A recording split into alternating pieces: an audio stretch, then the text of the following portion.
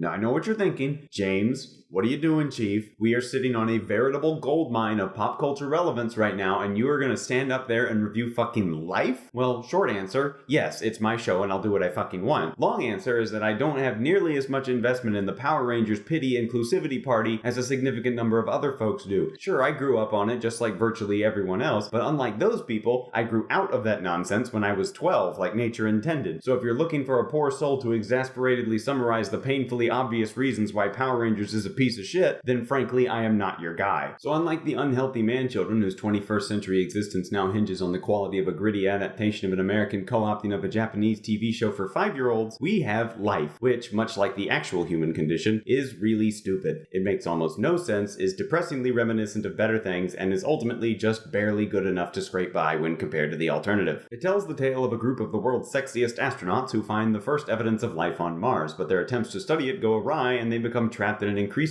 confined space with an amorphous creature intent on devouring each and every one of them. So as a metaphor for extended family gatherings, it's pretty fantastic, but as a movie, it's a bit more complicated than that. Life is a movie with a lot of problems. It burst onto screen stitched together from a vast array of science fiction thrillers before it. It's got a little bit of Alien, a little bit of Sunshine, a little bit of Gravity, a little bit of Event Horizon, but thankfully not too much Event Horizon, and a metric fuck ton of John Carpenter's The Thing. Now there's nothing inherently wrong with a movie selling itself on the premise The Thing but in space, and accusing a sci-fi horror film of ripping off Alien is like accusing a lake of ripping off the ocean. Great art has been built on plagiarism for as long as art has existed. What matters is if you can bring anything new to the table. And in that regards, Life ditches the slow boil approach brought on out of technical necessity by its ancestors in favor of charging right into a 3 to 4 minute long tracking shot action sequence, which is admittedly really cool, but the movie seems to go out of its way to keep that very specific tone throughout the entire 100-minute runtime. On one hand, it means that the movie keeps a very fast pace and doesn't appear to waste any time on stuff that doesn't fucking matter, except for that one scene where it did. On the other hand, it glosses over a somewhat important facet of movie making, and that's having actual characters. Now, it's pretty fucking obvious that everybody's gonna die, because otherwise they wouldn't be trapped in an airtight can with the murder-crazy version of the octopus from Finding Dory. But aside from one 5 or so minute scene where everybody gets one extremely specific characteristic introduced so that it can come back into play later, the movie tells you next to nothing about the items on its menu aside from their names and occupations. Aggravating matters more is that the International Space Station seems to be orbiting around planet horror movie population stupid. Granted, it's not Blair Witch climbing a tree with 2 broken feet stupid, mainly because there are no trees in space, but also because half the time they actually bothered to come up with mostly sensible reasons for the characters to respond the way they're responding. However, the other half the time, they just don't, and it's dumb and stupid and also dumb. But what really cheeses my grits is how fucking inconsistent the rules are. Like, there are multiple scenarios in which something completely reasonable should have happened, but didn't, and most of the time they don't even try to explain it. Why did all of the communications go out all of a sudden? Why is the guy responsible for manually overriding all of the pipes at once to contain the alien suddenly unable to manually override all the pipes at once to contain the alien? Why can't we just follow fucking quarantine procedures for once in our fucking lives? You keep saying that it's a carbon-based life form and that it needs water, food, and oxygen to survive. How can you assume this knowing it came from Mars? You've tried to kill it by depriving it of these exact things multiple times and it never works. The fire didn't kill it, the oxygen deprivation didn't kill it, even the fucking vacuum of space didn't kill it. Stop assuming that you can fucking kill it. You're all either idiots or liars. Pick one or just die already. The stuff I just mentioned doesn't exactly make Life any worse than your average run-of-the-mill horror movie, and it makes decent enough use of its science fiction setup to keep it at least interesting. The cinematography is good, the screenplay is solid, and the ending and resulting thematic subversion, or at least that's what I think they were trying to do, was actually pretty kick-ass in my opinion. But ironically, Life rarely has a life of its own, instead borrowing piecemeal from other significantly better films, and also a few worse ones, so it basically comes down to just another flawed but functional genre movie. If you like science fiction, you'll probably like it. It's all just a matter of perspective, as is life.